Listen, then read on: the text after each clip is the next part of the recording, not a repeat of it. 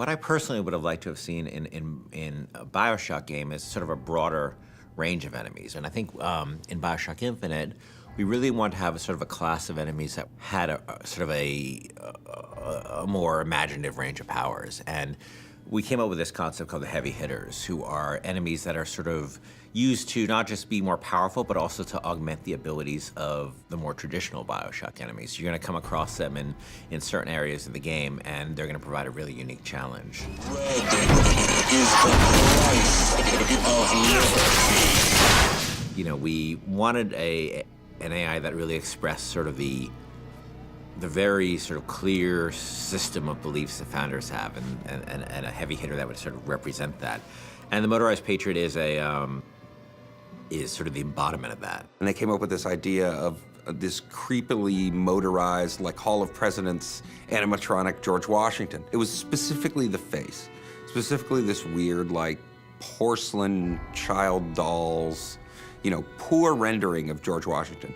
That kind of clinched it. Everybody saw it and said, okay, we can roll with that. It's one of those rare moments where you kind of all come together and you realize, okay, this is going to work. We're all on the same page here. Let's just move forward with what we got. I can use a turret!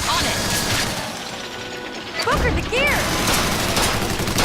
So the Motorized Patriot, a couple of things make him really special besides the aesthetic of him. One is that he's, unlike most of the enemies, he's completely fearless. He doesn't have a sense of self-preservation, so he'll just keep coming at you and coming at you and coming at you. You know, despite the fact that you face many different kinds of enemies in this game, you clearly can't reason with this one. He's just gonna keep coming forever, you know? He is sort of a clockwork Terminator. The other cool thing about him, he's got this Gatling gun called a peppermill. But once you destroy the Patriot, Booker can actually go pick up the peppermill and actually use it as a heavy weapon. And that's the only place he can get it, was from a destroyed Motorized Patriot. I mean, I also like that, you know, as he starts to take serious damage, his head he actually loses the Washington mask, and it reveals his sort of metal skeleton underneath.